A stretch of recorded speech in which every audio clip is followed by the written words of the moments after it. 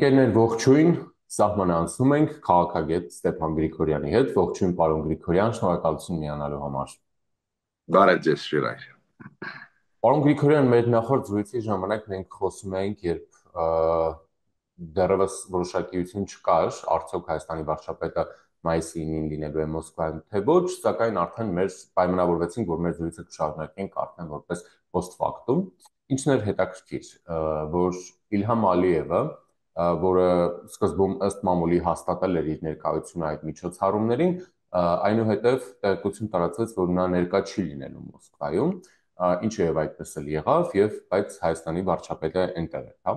Հիմա խոսենք սրա մասին, նախ հասկանանք, ինչ տվեց Հայաստանի մասնակցությունը եւ հետո փորձենք մտածել, խորհել Ալիևի չմասնակցելու շարժառիթների շուրջ։ Համեցեք։ Հարգելի Շիրայր, դու հիշում ես, որ ես զգուշացրել եմ, որ այս այցելության ժամանակ բացառվում է, որ ինչ որ մեկը հանդիպի Նիկոլ Փաշինյանի հետ։ Մի հատ հիշի, ես ասեցի քանի որ Պուտինը զբաղված կլինի Չինաստանի ղեկավարով Սին Ցզինպինով, ու եթե դու հիշում ես Սի Ցզինպինը ոնց իրան պահում էր շատ ծանր Մոսկվայում որպես իսկական տերը։ Պարզ է, չէ՞, Պուտինը ուժեղագույն կախվածության մեջ է Սին Ցզինպինից, որ կարողանա դիմադրել Եվրոպայի եւ Ամերիկայի ճնշմանը, ու պարզ է, որ 3 օրով եկավ Սին Ցզինպինը, պարզ է, որ դա է կենտրոնում լինելու, ու երկրորդը ակնհայտ էր, չէ՞, որ կենտրոնում Պուտինի համար կլինի շքերթը, ռազմական շքերթը։ Այս երկու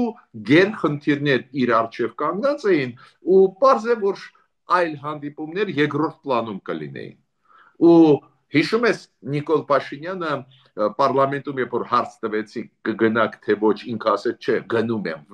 որոշել եմ, որ ասեցի բայց ինչի եք գնում, ինքը ասում է ոնց, այնտեղ բան կլինեն հանդիպումներ։ Տեսակ, ես նույնիսկ չիմանալով պայմանավորվել չէին, ասեցի չի ստացվի հասարակ պատճառներով։ Պուտինի համար գերխնդիր էր ցույց տալ, որ Չինաստանը իր հետ է, ու երկրորդը գերխնդիրը ցույց տալ, որ ինքը մեկուսացված չի ու լավ անցկացնել այս ռազմական շքերթը։ Ես ավելին քեզ ասեմ, փաստորեն Նիկոլ Փաշինյանը նույնիսկ ոտի վրա չունեցավ հանդիպումներ, ոչ ոքի հետ։ Ես դա ինչի եմ ասում, դա նույնիսկ քննադատություն չի։ Դա ուղղակի նա է, որ մենք քեզ հետ քննարկել ենք ու այսա ես հստակ ասել եմ, չէ՞։ Ուրեմն, եթե դու ունես փորձ, ունես տրամաբանություն, կարող ես, չէ՞, հուշել վարչապետին, ես խոսում եմ իր թիմի մասին, խորհրդականների մասին, կարող են հուշեին, որ գնալը անիմաստ է այն պատճառով, որ քեզանով ոչ ոք չի զբաղվի։ Այդ առաջին գործոնը։ Երկրորդ գործոնը այդ կանխատեսումն է,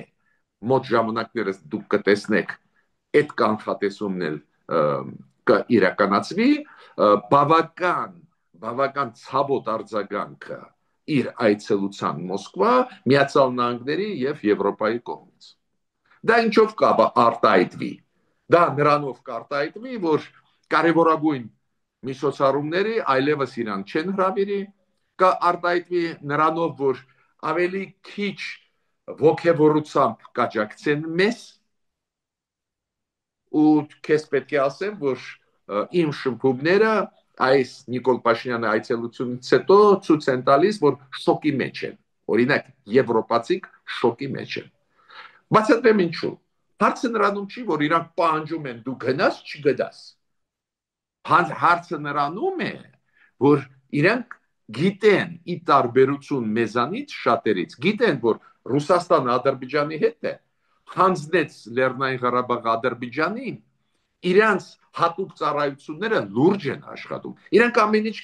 գիտեն, որ այ հենց հիմա Ռուսաստանը աջակցում է Ադրբեջանին, որ մեզանից խլեն Զանգեզուրի, այդպես կոչված Զանգեզուրի միջանցքը։ Հասկացա՞ր միտքս։ Ու իրենք շոկի մեջ են ոչ միայն դրանից, որ Նիկոլ Փաշինյանը գնաց Մոսկվա, փաստորեն ցույց տվեց աջակցություն Ռուսաստանին, թիկունք կանգնեց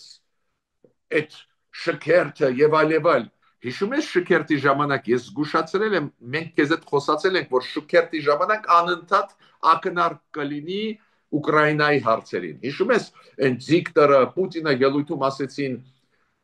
специальная военная операция, նույնիսկ Ուկրաինա չէին ասում են այս զորքերը նոր վերադարձան специальной военной операции, այս կազակները 45,000 հոգի специальной военной операции, հայերեն մենք ասում ենք հատուկ ռազմական գործողություն։ Միտքս ինչու՞մ է։ То есть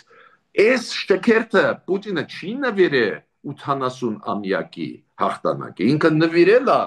Ուկրաինայի այդ խնդիրներին, հասկանում ես, ու մենք զգուշացրել ենք։ Հիմա գնաց իշխանությունը, ինչ անենք։ Հիմա այս իշխանությունը ընտրված է, համարում է պետք է գնա։ Ես ասեցի հետևանքները, առաջինը մենք քեզ հետ երբ որ զրուցում ենք ճիշտ կանխատեսել ենք, ոչ ոք Նիկոլ Փաշինյանի հետ չի հանդիպ, ոչ ոք էլ չի հանդիպել, ոչ ոք։ Դու չես կարող ասել, գիտեք ինչ է, կարողը բաց թողեցիք։ Ես հատուկ ուշադրություն դարձրեցի պաշտոնական տվյալների, ոչ մի հանդիպում։ Երկրորդը, փաստորեն դու բացասական մեսիջ ուղարկեցին Եվրոպային, Ամերիկային, դու ասիր չէ, կներեք ինձ, օգնեք մեզ, բայց մենք ստեղ ենք, Ռուսաստանի հետ ենք։ Ու չեմ ասում այդ խայտարակությունը, որի մասին մենք քեզ հետ խոսացել ենք։ Բարեբախտաբար այդ խայտարակությունը ամենաբարձր չէր, բայց այն խայտարակությունը, որ զինվորական ստորաբաժանումը կոմանդոսը Ադրբեջանի անցել էր ու տրիբունայում նստած էր Նիկոլ Փաշինյանը։ Հիշում ես, երբ որ Մոնգոլիայի զորքերը անցնում էին, Մոնգոլիայի նախագահան հոտնքայս ծափ էր տալիս, հետո անցնում էին Տաջիկստանի, Թուրքմենստանի, իրանց նախագահները կանգնում էին, ծափ էին տալիս եւ այլ, ու պատկերացնում ես, մենք փաստորեն պետք է ինչ կանգնեինք ու ծափ տայինք Ադրբեջանի զորքերին։ Իմիջիայլոց ասեմ քեզ, այդ Յաշման, այդ կոմանդոսը, այն ստորաբաժանումներ էին, որոնք դաժանաբար սպանում էին հայերին եւ ոչ միայն Ղարաբաղում։ Այն 2022 թվականի սեպտեմբերի հիշում ես, դաժանաբար որ իրանք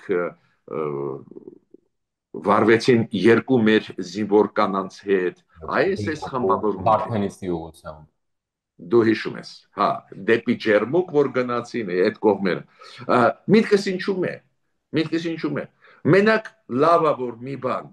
չիրականացավ, ուրախ եմ, որ դիկտորը չասեց, որ այն քաջ զինվորներն են, որոնք ազատեցին հայերից Լեռնային Ղարաբաղը։ Այս չկար, բարեբախտաբար։ Բայց միտքս ինչու՞մ է։ Դու ճիշտ ինձ հասկացի։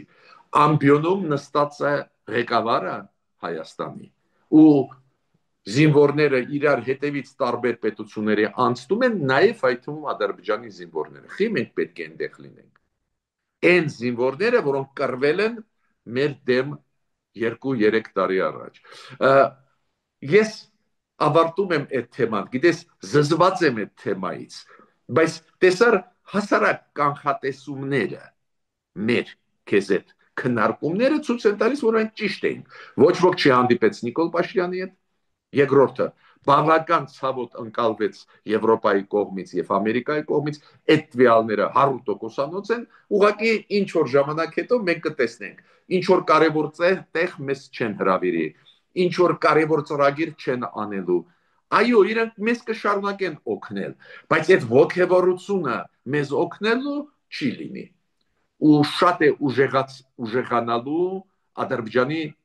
դիրքերը Եվրոպայում եւ Ամերիկայում շատ են ուժեղանալու։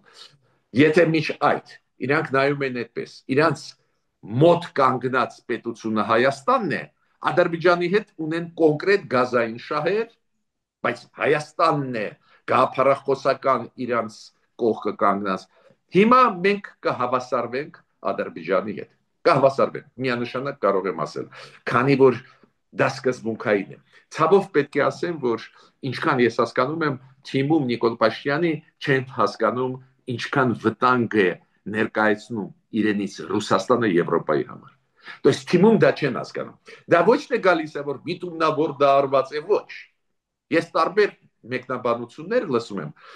ասեմ քեզ դա դրա հետ կապված չի, միտում, չգիտեմ ինչ։ Ուղղակի մարդիկ չեն հասկանում ինչ է նշանակում Ռուսաստանը Եվրոպայի համար։ Այդ լուրջ վտանգ է։ Դու պատկերացնում ես Նիկոլ Փաշինյանը գնում է Էստոնիա, մենք ողջունել ենք դա։ Էստոնիան գնում է արձան, որը նվիրված է ստալինյան ռեպրեսիայից զոհերին։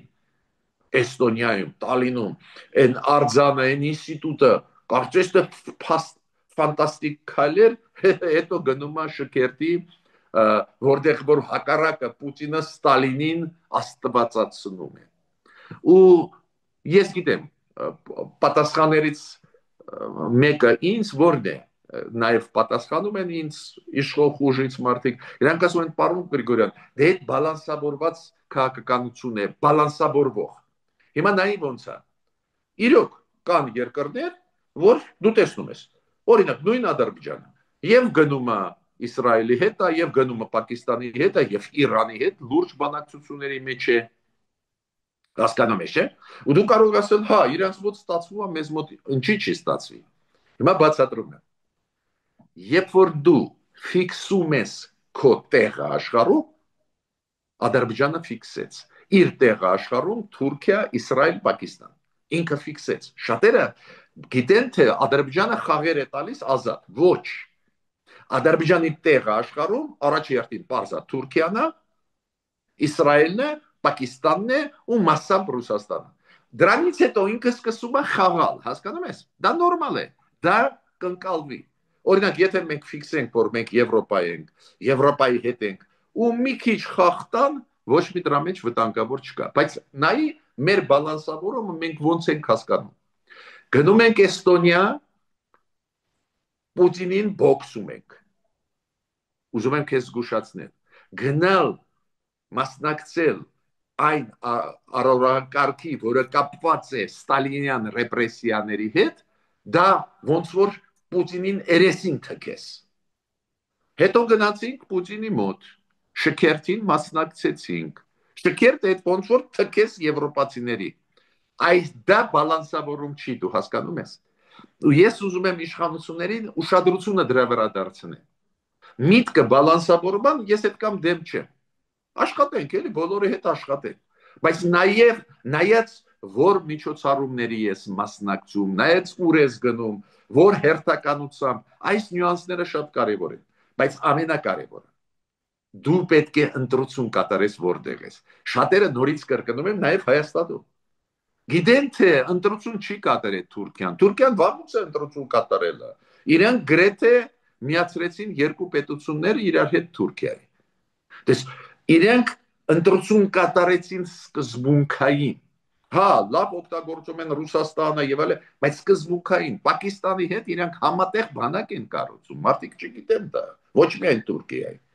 Դες իրենք ֆիքսեցին, ու երբ որ դու քո տեղը աշխարհում ֆիքսում ես, Թուրքիան այդ լուրջ տեղ է։ Ինչքան էլ մենք չենք սիրում, ինչքան էլ քննադատում ենք Թուրքիան, Պակիստանը լուրջ տեղեր են։ Այդ էլ հաշվի առ, որ Պակիստանը նաև միջուկային զենք ունի։ Մյուսը այդ խաղեր են։ Ռուսաստանը աջակցում է Ադրբեջանին, բայց այնուամենայնիվ դա խաղ է Ադրբեջանի համար։ Լավ են խաղում, կարողանում են իրենց կողմ անցկացնել, կարողացան ու Ղարաբաղը մեզանից խլեցին, բայց դա խաղ է։ Բայց հիմք ունեն։ Հիմա մեզ դա է։ Պարշի որտեղ ենք մենք։ Ու ստացվում է մենք ոչ Եվրոպայի հետ ենք, ոչ Ռուսաստանի հետ ենք, ոչ Իրանի հետ ենք, ոչ ոքի հետ ենք։ Կարծես թե դու կարող ես ասել,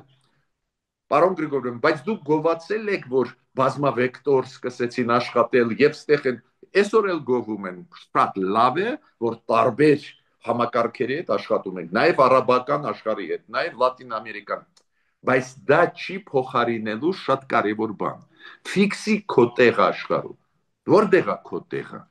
Ես պնդում եմ, որ դա Եվրոմիությունն է, Միացյալ Նահանգները։ Դու ֆիքսում ես այդ տեղը, հետո ինչ ուզում ես արա, բայց դու դա չես ֆիքսում։ Դու փաստորեն խաղեր ես տալի, հա, խաղեր ես տալիս ու ոչ ոքի հետ ես, դա շատ վտանգավոր է։ Երբ որ Հայաստանի իշխանությունը ասում է բալանսավորման եւ բալանսավորած քաղաքականություն, երբ որ Փաշինյանը գնում էր մայիսի 9-ին Մոսկվա, ինչու Հայաստանից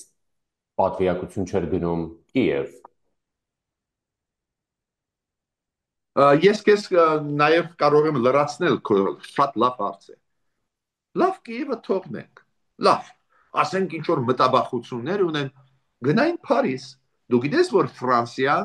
Ֆրանսիան նշեց այդ հաղթանակի օրը։ Թափով նշեցին։ Դու գիտես որ Լոնդոնը նշեց ու Լոնդոնում անցավ ռազմական շքերթ։ Միտքս ինչու՞մ է։ Դե գնայր Փարիզ էլ գնային։ Ինչու՞ բան գործը։ Ահա, ուրեմն իշխանությունները ես կասեմ այդպես մտածում են որ դա է բալանսավորում այսօր գնում ես տեղ վաղը գնում ես այնտեղ ոչ դա բալանսավորում չի դա ես կասեի այդպես գիտես ճանապարհ է որի շրջանակներում դու կկորցնես պոտենցիալ դաշնակիցների հասկանում ես պոտենցիալ դաշնակիցների ով են մեր պոտենցիալ դաշնակիցները Պարզ է Ֆրանսիան, պարզ է Գերմանիան, Հոլանդիան եւ այլ եւ այլ։ Հիմա այդ պետությունները պատրաստ են մեզ այդ աշխատել ու աշխատում են։ Բայց դու իրանց կորցնում ես ինչ առումով։ Իրանք հասկանում են, որ դու ցանկացած պահին կարող ես Սերժ Սարգսյանի քայլը անես։ Հասկանում ես, մարդիկ Հայաստանում մտածում են, որ Եվրոպային չեն հիշում Սերժ Սարգսյանի այդ ֆրցնելը Եվրոպային։ Նախաստորագրեցին ասոցիատիվ պայմանագիրը։ Նախաստորագրեցին։ Հետո վերջում հրաժարվեցին ԵԱՏՄ գնացին։ Հիմա պատկերացնում ես, չէ՞, Եվրոպայի համար վտանգ է լուրջ Ռուսաստանը։ Մարդիկ չեն պատկերացնում ինչ է կատարվում։ Ռուսաստանը այ հիմա մենք քեզ հետ խոսում ենք, կուտակում է զորքերը Ֆինլանդիայի սահմանի դիմաց, Լեհաստանի սահմանի, Բելարուսով սահմանով կուտակում են զորքերը, Բալտյան երկրների։ Հասկանում ես, այդ վտանգները շատ շոշափելի է իրանց համար։ Այո, մեզ համար մեկ է, այնտեղ զորք կանգնած է թե ոչ, բայց իշխանությունը, որը վերլուծում է, ինքը այդ գործոնները պետք է հաշվի առնի ու գնալ շքերթ։ Իմիջիայլոց դու գիտես շատ հետաքրքիր է, երբ որ մենք քննարկում ենք մեկ-մեկ Եվրոպայի փորձագետների, դիվանագետների հետ, իրանք կյանքում չեն բողոքել, որ Նիկոլ Փաշինյանը գնում է Մոսկվա։ Իրանք զարմացած են, որ ինքը գնաց Մոսկվա շքերթի ռազմական։ Դու հասկացար, այդ մեծ տարբերությունն է։ Քանի որ գնալը Մոսկվա, դե իրանք ասում են մենք հասկանում ենք, որ դուք ԵԱՏՄ-ի անդամ եք, տնտեսությունը կախվածություն ունի, էներգետիկան, ամեն ինչ հասկանում ենք։ Բայց շքերթը խի է գնում։ Լավ, շատ բողոքեցի ես, անկեղծ եմ ասում, որ շատ զարմացած եմ, համարում եմ, որ մենք առաջ պետք է գնանք, ինչ անենք, էս եղավ, բայց վտանգը ինչու՞մ է, որ ոչ ոք մեզ վաղը դաշնակից չի դարձնի։ Ի վերջո, գիտես, զարմանալի բան էր, երբ որ Տրամպը, հիշում ես, նախագահ Տրամպը այդ ուղերձով ապրիլի 24-ի հետ կապված, չէ՞։ Ինձ զարմացրեց այնտեղ, որ ինքը ասում է, մենք սպասում ենք ձեզ հետ սկսել իրականացնել ռազմավարական նշանակություն այդ փաստաթուղթը, որը ստորագրված էր բանմա։ Դες ինքը մեզ ասեց, ես ընդունում եմ Բայդենի փաստաթուղթը, որ դուք ստորագրեցիք։ Այդ ինքը ոչ ոքի չի ներում Բայդենի հետ ստորագրված փաստաթղթերը, բայց հայերին ասում է դա ընդունում եմ, բայց ինքը ասում է ես սպասում եմ ձեզ, որ իրականացնենք։ Ես առաջինը չի, որ այս բաները հիմա ասում եմ, ես իմ կոնտեքստով եմ ասում, բայց ուզում եմ ասել զարմանալի է, գիտես, ինչ շատ զարմացնում է։ Օրինակ, հասարակ բան, դու գիտես, Լավրովը հեսա պետք է գա։ Ես քեզ հարց եմ տալիս։ Լավրովը, որ գալիս է այստեղ, ինչ որ առիթով չէ պետք է գա։ Ես ենթադրում եմ, որ մերոնք համաձայնվեցին կապանում հյուպատոսություն կառուցել։ Ես հիմա ենթադրում եմ դա, քանի որ Լավրովը խի պետք է գա այստեղ։ Դու գիտես, շատ ծանր են մեր հարաբերությունները Ռուսաստանի հետ։ Այդ փոխադարձ այդ սպառնալիքներ կամ, չգիտեմ, Ռուսաստանի կողմից սպառնալիք, փոխադարձ քննադատություններ, նաև մեր կողմից հիմա լսում ենք քննադատություններ Ռուսաստանի նկատմամբ, ողջունում եմ Ալեն Սիմոնյանի հիշում ես ասածը եւ այլ, բայց ես միտքս ինչու՞մ է։ Խի է ինքը գալիս։ Այս հիմա ենթադրում եմ, որ կարող է մերոնք համաձայնություն տվեցին Կապանի հյուպատոսության հետ, դա կորուստ է Սյունիքի ճանապարհների։ Դրա 100%-անոց բանը կարող եմ քեզ ասել։ Այդ դեպքում նույնիսկ զորքով պետք չի մտնել Ադրբեջանին։ Գիտես, լուրջ է վիճակը, զարգացումները լուրջ են գնում, ու դու պետք է ճկուն լինես, դու պետք է դիմադրես, դու պետք է ամեն կետի համար բանակցությունների ժամանակ վիճես։ Ռուսաստանը, հիմա Լեհաստանը դու գիտես ինչու փագեց հյուպատոսություններից մեկը, չեմ հիշում որ քաղաքում, կռակվում էր թե որտեղ հյուպատոսություններից մեկը։ Այդ պատասխաններ այն հրդեհի, որը Ռուսաստանը կազմակերպեց առևտրի կենտրոնում Վարշավայում։ Դու գիտես, մեծ հրդեհ էր, վառվեց ամբողջ առևտրի կենտրոնը։ Իրանք ասում են մենք ապացույցներ ունենք, որ դա սարքած է Ռուսաստանի կողմից։ Ու այդ առաջի անգամը չի։ Հիշում ես, Մեծ Բրիտանիան լուրջ կասկածներ ուներ ու ֆիքսեցին այդ մարդիկ, ովքեր Մեծ Բրիտանիայում անցած տարի ինչ որ պայթացրեցին ինչ որ մի օբյեկտ, իրանք պոչերը գտան։ Հիմա գիտես ինչա, մենք քեզ այդ քննիչներ չենք, բայց երբ որ պետությունը լուրջ հայտարարությունով հանդես է գալիս, Լեհաստանը լուրջ երկիր է, Մեծ Բրիտանիան լուրջ երկիր է, իրենք հատուկ ծառայությունները լուրջ են աշխատում։ Դու պետք է հասկանաս, որ ամեն մի քայլ պետք է զգուշավոր անես։ Դու մարդ ես, որը հետևում ես, չէ՞, այդ քո աշխատանքն է։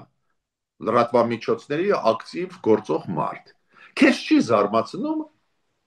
Հայաստանում մենք ապրում ենք տասնյակ տարիներով։ Քեզ չի զարմացնում, որ ամեն օր մի հատ մեքենա վառվում է։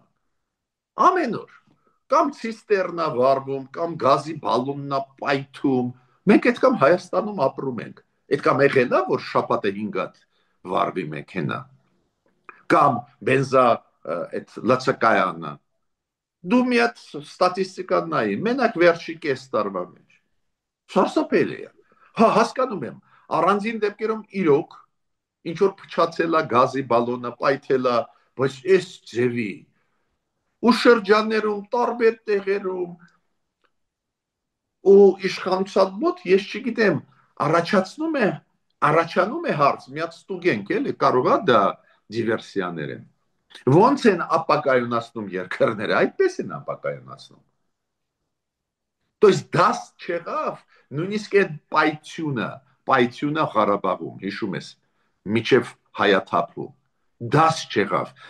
Դե այդ դիվերսիոն քայլերը երբ են անում, ինչու են անում, որ խուճապի մեջ գցեն ժողովրդի, վախի մեջ գցեն։ Ղարաբաղցիք պայքարող մարդիկ են, միջև վերջ կանգնած են, բայց պատկերացնում ես պայթյուն, երբ որ 300 հոգի պայթեցին, կոպիտ ասած, էլի։ Միտքս ինչու՞մ է։ Պետականամետությունը դրա մեջ պարունակում է շատ բաներ, նաև ուշադիր լինել, որ հասարակությունում ավելի հանգիստ վիճակ լինի, որ նույնիսկ եթե մեկ դեպք, երկու դեպք, ամեն օր մի տեղից հանում են ձիակ։ Կամ այս մեր Երևանի լճից, կամ Ռազդան գետից, չէ, բայց մենք հայաստանցի ենք, չէ, մենք Հայաստանում ենք, չէ, ապրում, ու չենք ապրում վերջի 3 տարիա, չէ, 50 տարի, 60 տարի, 40 տարի ապրում ենք։ Դու հիշում ես այս ձևի բան, որ ամեն օր ինչ որ տեղից ձիակ են հանում։ Չէ, բայց նայեք էլի, ես ուշադիր հետևում եմ այդ։ Այդ պետականամետությունը դա է, նա է, որ դու դրան ոչ թե նայում ես, դե եղավ էլի, դե հիմա ինչ անենք, մեռավ մարդը։ Այլ ուսումնասիրում ես, քանի որ մենք գտնվում ենք պատերազմի մեջ։ Այդ պատերազմը մեր դեմ վարում են Ադրբեջանը, Ռուսաստանը շահեր ունի, ակնհայտ։ Դու պատկերացնում ես, մենք քեզ հետ քննարկել ենք հիբրիդային պատերազմ Ռուսաստանից, երկրորդ դեմքը Հայաստանի։ Ալեն Սիմոնյանը ազգային ժողովում նյուանսները պատմում էր։ Նույնիսկ մենք քեզ հետ չգիտենք այդ նյուանսների մասին, մարդը նյուանսը պատմում է, բայց դրանից հետո ոչ մի գործողություն չենք տեսնում իշխանություններից։ Տես, միտքս ինչու է, պետք չի խուճապի մատնվել, պետք չի վախենալ, բայց իշխանության ֆունկցիան հետ դա է, ամեն մի հաշվարկ անել, Գնում ես Մոսկվան, չի ես գնում։ Մի հատ հաշվարկ արա։ Հիշում ես Նիկոլ Փաշինյանը ինչ պատասխանեց, դա շատ կարևոր է, նորից վերադառնում եմ։ Թե չէ այդ թեմայով շատ չէի խոսա։ Կասեի սխալ է, գնալ ու վերջ, հոգնել եմ ես էլ մարդ եմ, հասկանում ես։ Քանի որ Նիկոլ Փաշինյանը պատասխանեց, հիշում ես ընդդիմադիր падգամավորներին, ես գնում եմ, քանի որ կարող են լինել հանդիպումներ։ Նույնիսկ ասեցին, բայց նախատեսված են, չէ, ինքը ասեց, այնտեղ տեղում կողմորոշում ենք, իրոք մեծ ֆորումներում դու գիտես, ընդունված է նույնիսկ ոտի վրա հանդիպել։ Բայց տեսար ոչ մի ոտի վրա, ոչ հանդիպում, ոչ մի բան։ То есть միտքս ինչու՞մ է։ Ինքը իզոլացված է։ Այնտեղ բռնապետեր էին։ Ինչ ընդհանուր Նիկոլ Փաշինյանի հետ ունեն։ Չէ, խիրա հետ խոսան, որ ինչ խոսան դեմոկրատիայից, արդար ընտրություններից ինչից կարող է խոսալ իր հետ Տաջիկստանի այն բռնապետը, Ռախմոնը, որ 30 տարի բռնապետ է, կամ 25 տարի Լուկաշենկոն։ Տարան նստացրեցին Լուկաշենկոյի հետ, չգիտեմ, դա այբուբենով, բանով է գնում, թե ոնց, թե պրոտոկոլով, բայց նշանակություն է։ Ինչ ինքը խոսա Լուկաշենկոյի հետ։ Ես դու ինձ ճիշտ հասկացի։ Դες երբ որ գնում ես մի տեղ, օրինակ,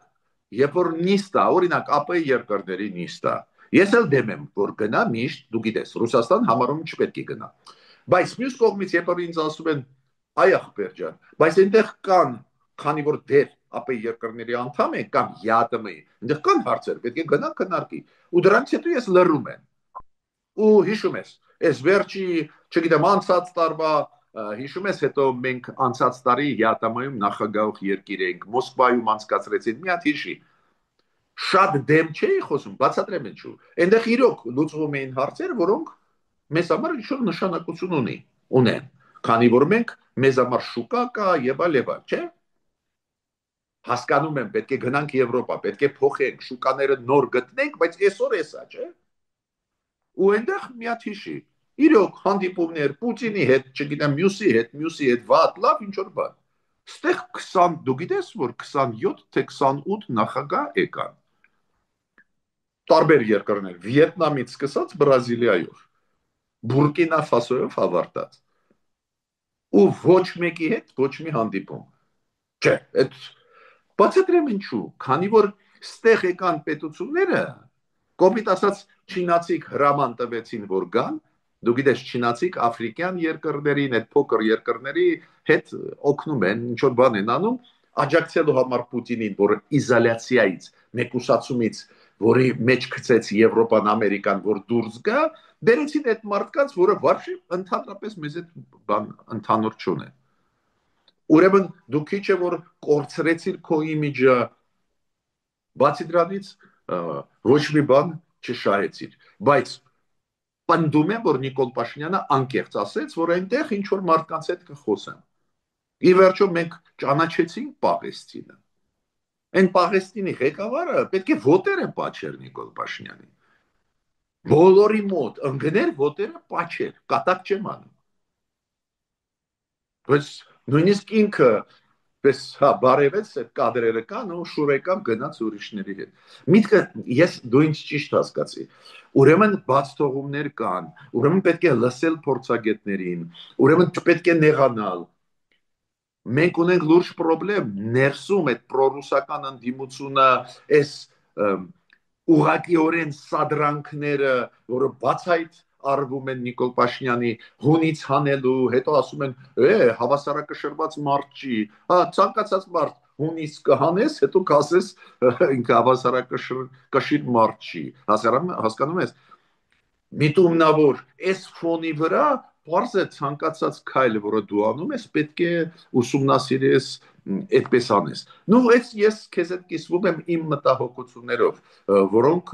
կան, բայց ամենակարևորը ես կարծում եմ, որ մենք տարբեր ձևերով մեր իշխանությունների հետ հասկանում ենք բալանսավորում։ Ո՞վ է դեմ բալանսավորման։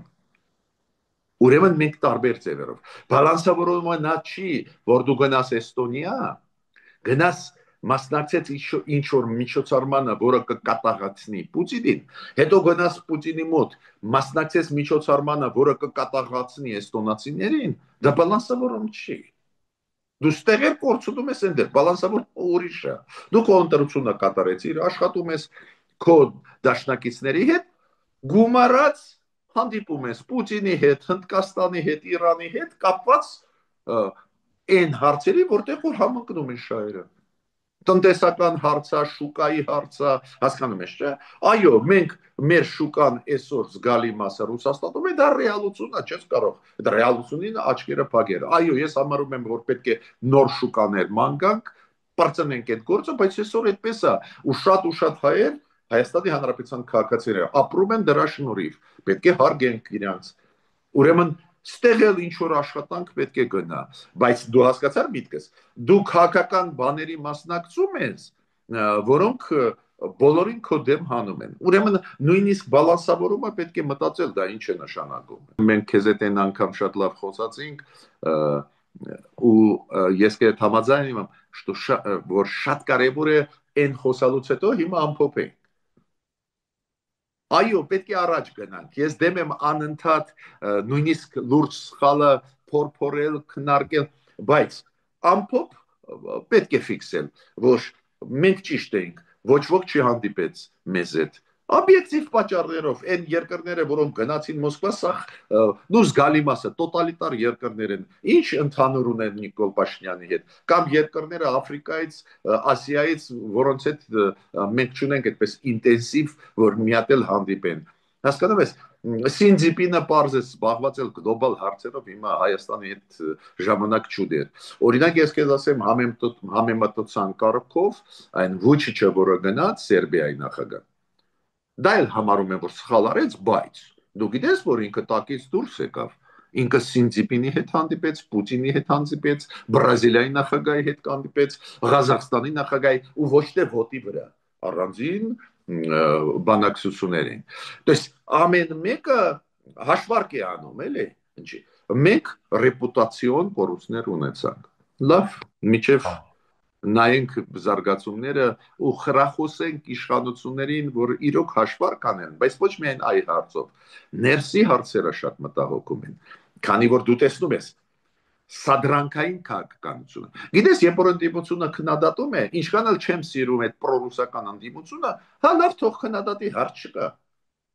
Բայց իրենք քննադատում են, դրա համար չեն քննադատում, որ լավանա։ Իրենք քննադատում են, որ հունից անեն Նիկոլ Փաշինյանին։ Ինքը գորգորա, հետո իրանք ասեն, տեսակ, ինքը հավասարակշռված մարդ չի, էլի չի կարող կառավարել։ Հասկանում ես, էդ էլ հիբրիդային պատերազմի բաղադրիչ է։ Հասկանում ես։ Հիմա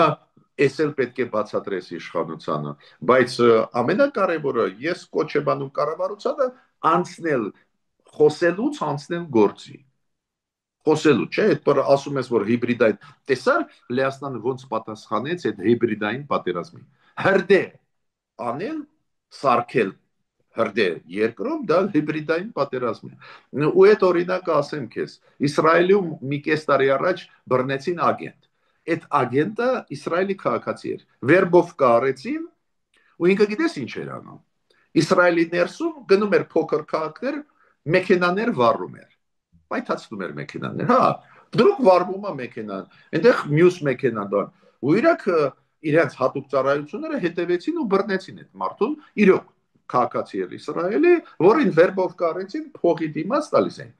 Ու դու հասկանում ես ինչու, քանի որ այս ձևի բաներ խոճապի մեջ են մատնում ժողովրդին։ Հասկանում ես, ստեղ պայթեց բենզա լցակայանը, ստեղ վառվեց մեքենան, հասկանում ես, այդ մարդիկ սկսում են բանի մեջ։ Բայց տեսար Իսրայելի հատուկ ծառայությունները հետևեցին, բռնեցին այդ մարդուն։ Հիմա լեհերը տեսար բռնեցին ու պատասխան տվեցին Ռուսաստանին, փակեցին հյուպատոսությունը։ Մենք ինձ մոտ լուրջ կասկածներ կան, որ մերոնք ուզում են բացել կապանում ռուսական հյուպատոսությունը։ Ու այդ կլինի ինձ հավատա լրջագույն սխալ։ Հույսով եմ, որ այն ինչ ես իմացա, չի համապատասխանում իրականության։ Շնորհակալ եմ, պարոն Գրիգորյան։ Քեզ էլ շնորհակալություն, Ժիրայր ջան։ Զրուցակիցս քաղաքագետ Ստեփան Գրիգորյանն էր, ես Ժիրայր Ոսկանյանն եմ, բաժանորդագրվեք ալիք։